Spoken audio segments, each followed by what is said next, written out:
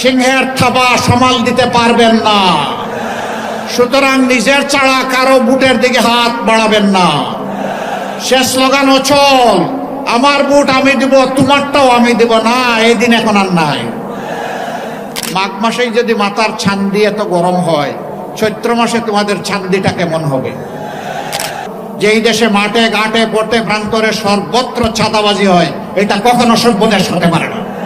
এই যে মায়েরা তাদের নিরাপত্তার জন্য, সম্মানের জন্য, আস্থার জন্য আজকে 11 যদিও নির্বাচনী পক্ষকে বাছাই করে নিছে, এতেই তাদের গায়ে এবং কলিজায় আগুন ধরে গেছে। মনে রাখবেন, গায়ের উপর চাবুক মারতে পারবেন, কিন্তু মনের উপরে কোনো চাবুক চলবে না। চাঁদা নিয়ে মানুষকে কষ্ট দিও না। রাস্তার ভিক্ষুক থেকে শুরু করে শিল্পপতি সবার ঘুম হারাম। ঘরে ঘরে এখন কার্ড বিতরণ হচ্ছে, নাম তার ফ্যামিলি কার্ড, তাই না? কোনো জায়গায় তার মূল্য 2000, কোনো জায়গায় 7000, কোনো জায়গায় 20,000। আবার কোনো জায়গায় বলা হচ্ছে আমরা 50 লক্ষ দেব, আবার কোনো জায়গায় বলা হচ্ছে আমরা 50 কোটি দেব। আবার এই ফ্যামিলি কার্ড দেওয়া হবে মায়ের হাতে, বাবার হাতে না। কি চমৎকার! এক হাতে ফ্যামিলি কার্ড, আরেক হাতে মায়ের গায়ে হাত। বাংলাদেশের মানুষকে এত বোকা মনে করেছে। সবাই নিজের বুঝটা ভালো করেই বুঝে। গরম হওয়ার কারণ হলো মায়েরা এখন ওপেনলি বলে, আমরা অনিরাপদ এই বাংলাদেশ আর দেখতে চাই না, আমরা একটা নিরাপত্তার বাংলাদেশ চাই। আমরা বিশ্বাস করি দাড়িপাল্লা এবং তার সঙ্গীরা এই নিরাপত্তা দিতে পারবে। এইটাই মায়েদের অপরাধ। ওই যে আমি বলি না, এক বোন তার নিজের পছন্দের পোশাকে তিনি যাচ্ছেন কোথাও, সাংবাদিক বন্ধু তাকে জিজ্ঞেস করছে, আগামীতে আপনি কোন ধরনের সরকার চান, কাকে চান? তিনি সংক্ষেপে বলেছেন জামাত। বলছে আশ্চর্য, আপনি জামাতকে চান? বলে হ্যাঁ আমি চাই। বলছে জামাত হলে তো আপনি এই পোশাক পরতে পারবেন না। বলে পরবো না। জামাত আসলে তো আপনার পোশাক পাল্টাতে হবে। বলে যে হ্যাঁ পাল্টাবো। তাহলে আপনি জামাতকে চাচ্ছেন কেন বলেন তো? এই বোনটি উত্তর দিয়েছে, জামাত আসলে বাংলাদেশ ঠিক হবে। 5 তারিখের পট পরিবর্তন হওয়ার পরে যারা জুলাই মানে না, যারা সংস্কার মানে না, যারা চরিত্র পাল্টায়নি, তাদেরকে দিয়ে কি নতুন বাংলাদেশ গড়া সম্ভব? 13 তারিখ নতুন বাংলাদেশ পাওয়ার জন্য 18 কোটি মানুষ যে মুখিয়ে আছে, যারা এখনই ফ্যাসিবাদের আচরণ করে চলছে জাতির সাথে, তাদেরকে দিয়ে কি ফ্যাসিবাদ মুক্ত বাংলাদেশ গড়া যাবে? যাবে না। আপনারা মনে হয় একটু ভয় পাচ্ছেন নাকি? তা আওয়াজ এত ক্ষীণ কেন? ওদেরকে দিয়ে ফ্যাসিবাদ মুক্ত বাংলাদেশ গড়তে পারবেন? ফ্যাসিবাদ মুক্ত বাংলাদেশ গড়তে হলে ফ্যাসিবাদের বিরুদ্ধে লড়াই করার সাহস যাদের আছে তাদেরকে বেছে নিতে হবে। এ সাহস আল্লাহর মেহেরবানি জামাতে ইসলামের আছে। দফায় দফায় জামাতে ইসলামের নেতৃবৃন্দকে মিথ্যা অভিযোগে সাজানো, সাক্ষী পাতানো, আদালত দিয়ে হত্যা করা হয়েছে। জামাত কারো কাছে মাথা নত করে নাই, কারো দয়া অনুকম্পা কামনা করে নাই। হাজার কর্মী সহকর্মীকে হারিয়েছে, মাথা নত করে নাই। কোন চোখ রাঙ্গানিকে পরোয়া করে নাই, দেশ ছেড়েও পালায় নাই। ছিলাম, আলহামদুলিল্লাহ আছি, ইনশাআল্লাহ থাকবো। এ দেশ আমাদের ঠিকানা। আমাদের কোনো মামা খালুর দেশ নাই, বেগম পাড়া নাই। আমাদের পাড়া একটাই, এটি আমার গর্বের বাংলাদেশ। শুধু কি তাই? হাঁচি কাশি হলেও ওই নেতারা দেশ ছেড়ে অন্য দেশে চলে যায় চিকিৎসার জন্য। দেশের প্রতি কোনো আস্থা নাই, অথচ তারাই একসময় কেউ না কেউ বাংলাদেশ শাসন করেছে। তো সেই জায়গাটা গড়লেন না কেন? হাসি কাশির চিকিৎসার জন্য এখন বিদেশে যেতে হয় কেন? কেন এই দেশের উপরে আস্থা নাই? হ্যাঁ, এই দেশটা হচ্ছে আপনাদের টাকা মানানোর মেশিন। জনগণের টাকা হাতিয়ে নেবেন, লুণ্ঠন করবেন, ব্যাংক ডাকাতি করবেন, শেয়ার বাজার লুণ্ঠন করবেন, তারপরে সমস্ত টাকা বিদেশে পাচার করে দেবেন। নিজের ছেলে মেয়েকে বিদেশের মাটিতে লেখাপড়া করাবেন। এখন তো বিয়ে শাদীও অন্য জাতির সাথে হচ্ছে, আপত্তি নাই। আপত্তি এক জায়গায়, যে বাংলাদেশের কোনো মেয়ে এবং ছেলে আপনাদের পছন্দ হয় না। বড় ভালোবাসেন দেশটাকে, নিজে পড়ে আছেন ইনকাম জেনারেশনের জন্য অবৈধভাবে। আপনি আসল দেশপ্রেমিক। দেশপ্রেমিকের অভিনয় আমরা এই ভণ্ডামি আর দেখতে চাই না। দেশপ্রেমিক হলে সকল কাজে দেশপ্রেমের পরিচয় বাস্তবে দিতে হবে, মুখে নয়। মুখের কথা জনগণ এখন আর বিশ্বাস করে না অনেকের। যারা বাস্তবে প্রমাণ করেছে মরণে জীবনে সুখে এবং দুঃখে দেশ এবং জনগণের পাশে আছে, ইনশাআল্লাহ জনগণ তাদের পাশে এসে দাঁড়াবে। আজকে বাংলাদেশের সর্বত্র ন্যায় এবং ইনসাফের পক্ষে, আধিপত্যবাদ বিরোধী, চাঁদাবাজ বিরোধী, দুর্নীতিবাজ বিরোধী, মামলাবাজ বিরোধী একটা সমাজ বিনির্মাণের জন্য জনগণ আজ একাট্টা হয়েছে। জায়গায় জায়গায় গণজোয়ার শুরু হয়েছে, দেখে অনেকে দিশাহারা। এখন আমার মারেও বেইজ্জত করে, মায়ের গায়েও বেদিশা হয়ে হাত দেয়। আমরা পরিষ্কার বলে দিচ্ছি, আমাদের জীবনের চাইতে আমাদের মায়েদের ইজ্জতের মর্যাদা আমাদের কাছে অনেক বেশি। মাদের গায়ে হাত দিবেন, ইনশাল্লাহ আমরা ছেড়ে কথা বলবো না। মা তো আপনারও আছে, আগে আপনার মাকে সম্মান করুন, তাহলে বাংলাদেশের 9 কোটি মাকেও আপনি সম্মান করতে পারবেন। যে নিজের মাকে সম্মান করতে পারে সে দেশের প্রত্যেকটা মাকে সম্মান করতে জানে। আর যে নিজের মাকে সম্মান করার শিক্ষা পায়নি সেই কেবল আমার মায়ের গায়ে হাত দিতে পারে। সম্মানিত ভাইরা, মাথা গরম হওয়ার কারণ আছে। অবশ্য মাঘ মাস, এখন আরো শীত থাকার কথা ছিল, তাই না? শীত একটু কম, তারপরেও তো মিষ্টি মিষ্টি শীত আছে। তো আমি ওদেরকে জিজ্ঞেস করি, মাঘ মাসেই যদি মাথার ছান্দি এত গরম হয়, চৈত্র মাসে তোমাদের ছান্দিটা কেমন হবে? এটি গণতন্ত্র নয়। গণতন্ত্র হচ্ছে নিজের কর্মসূচি, বক্তব্য, পরিকল্পনা নিয়ে জনগণের কাছে যাবে। জনগণ শুনবে, বিশ্বাস করবে কি করবে না, এটা জনগণের অধিকার। অন্যের কথা শুনতে হবে যেমন নিজের কথা আপনার বলার অধিকার আছে। আপনাকে কেউ চাপা দিবে না, বাধ্য করবে না, ভোট তাকে দিতে হবে, তাহলে আপনি অন্যকে বাধা দেন কেন? গণতন্ত্রের গাল পরা গুলি আওড়াবেন, আবার ফেসিবাদী কায়দার আচরণ করবেন, এই দুইটা একসাথে যায় না। মাশাআল্লাহ, ঘরে ঘরে এখন কার্ড বিতরণ হচ্ছে, নাম তার ফ্যামিলি কার্ড, তাই না? কোনো জায়গায় তার মূল্য 2000, কোনো জায়গায় 7000, কোনো জায়গায় 20,000। আবার কোনো জায়গায় বলা হচ্ছে আমরা 50 লক্ষ দেব, আবার কোনো জায়গায় বলা হচ্ছে আমরা 50 কোটি দেব। আবার এই ফ্যামিলি কার্ড দেওয়া হবে মায়ের হাতে, বাবার হাতে না। কি চমৎকার! এক হাতে ফ্যামিলি কার্ড আর আরেক হাতে মায়ের গায়ে হাত। বাংলাদেশের মানুষকে এত বোকা মনে করেছে? সবাই নিজের বুঝটা ভালো করেই বুঝি। গরম হওয়ার কারণ হলো মায়েরা এখন ওপেনলি বলে আমরা অনিরাপদ এই বাংলাদেশ আর দেখতে চাই না, আমরা একটা নিরাপত্তার বাংলাদেশ চাই। আমরা বিশ্বাস করি দাড়িপাল্লা এবং তার সঙ্গীরা এই নিরাপত্তা দিতে পারবে। এইটাই মায়েদের অপরাধ। ওই যে আমি বলি না, এক বোন তার নিজের পছন্দের পোশাকে তিনি যাচ্ছেন কোথাও, সাংবাদিক বন্ধু তাকে জিজ্ঞেস করছে আগামীতে আপনি কোন ধরনের সরকার চান, কাকে চান? তিনি সংক্ষেপে বলেছেন জামাত। বলছে আশ্চর্য, আপনি জামাতকে চান? বলে হ্যাঁ আমি চাই। বলছে জামাত হলে তো আপনি এই পোশাক পরতে পারবেন না। বলে পরবো না। জামাত আসলে তো আপনার পোশাক পাল্টাতে হবে। বলে যে হ্যাঁ পাল্টাবো। তাহলে আপনি জামাতকে চাচ্ছেন কেন বলেন তো? এই বোনটি উত্তর দিয়েছে জামাত আসলে বাংলাদেশ ঠিক হবে। এরপরে তাকে আবার জিজ্ঞেস করা হচ্ছে জামাতের কোন কাজটি আপনার ভালো লাগে? কয় জামাতই আমার ভালো লাগে।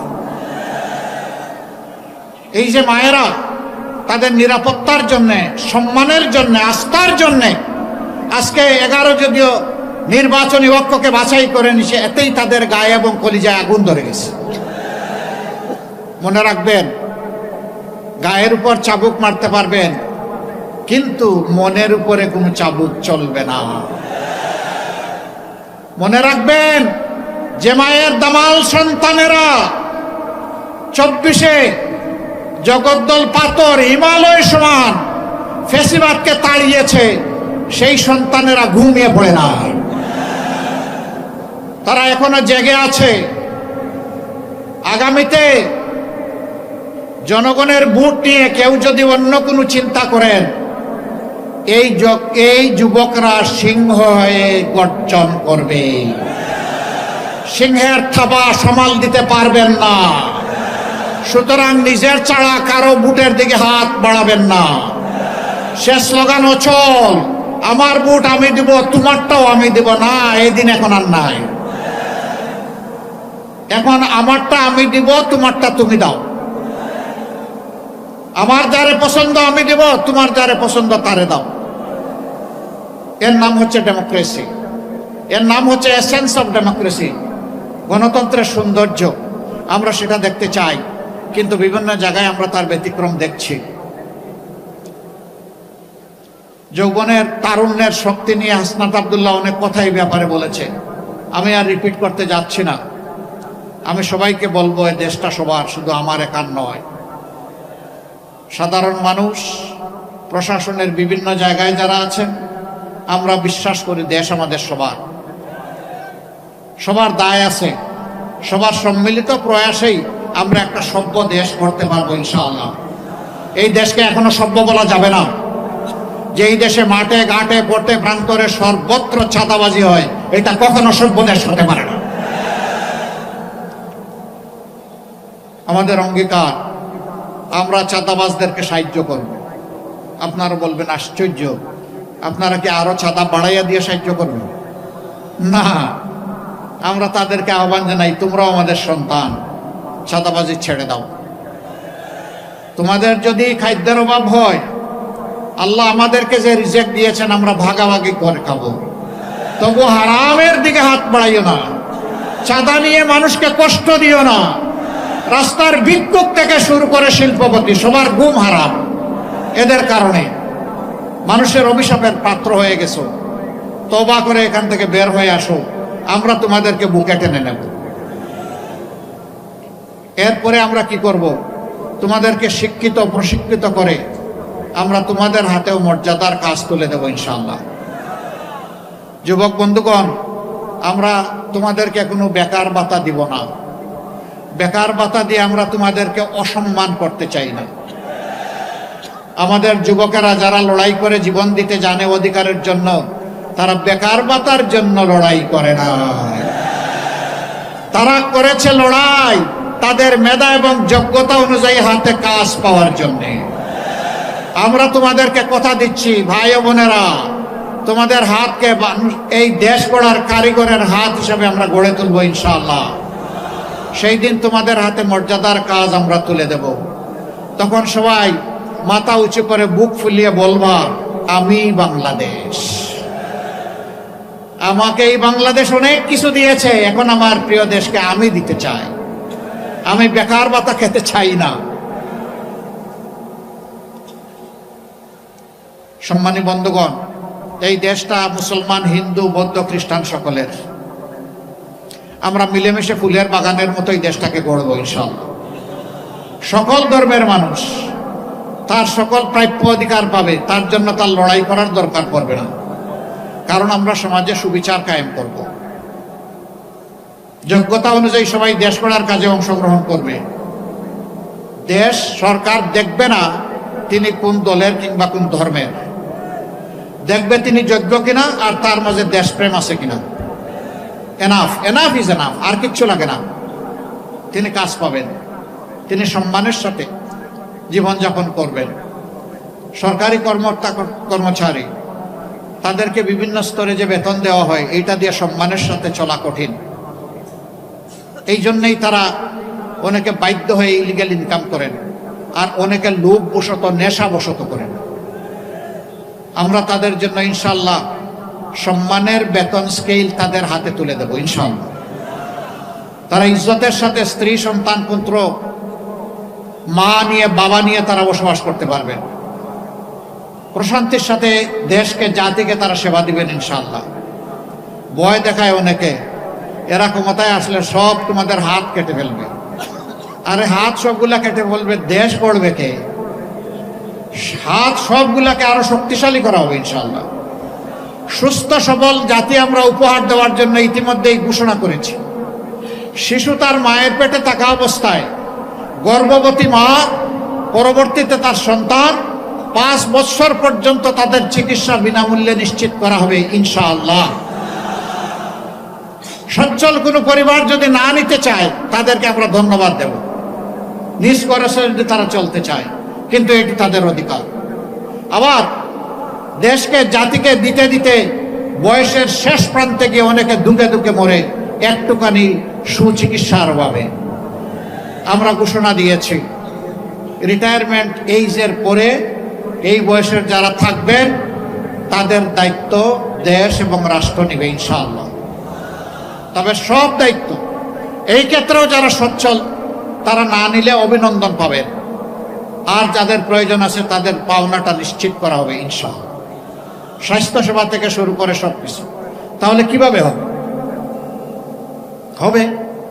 প্রত্যেক জেলায় কমপক্ষে একটা মানসম্মত সরকারি মেডিকেল কলেজ গড়ে তোলা হবে, যেখানে কমপক্ষে 500 শয্যা থাকবে, আধুনিক সকল সরঞ্জাম এবং ফ্যাসিলিটি থাকবে। এর পাশাপাশি আমাদের পরিকল্পনা রয়েছে, আল্লাহ তাআলা যদি বিইজনিল্লাহ আমাদেরকে সাহায্য করেন, তাহলে ইনশাআল্লাহ আমরা প্রত্যেকটি জেলাখণ্ডে বিশেষায়িত হাসপাতাল গড়ে তোলার চেষ্টা করব, যেখানে মানুষ ন্যায্য মূল্যে সেখান থেকে স্বাস্থ্যসেবা পাবেন মানসম্মত।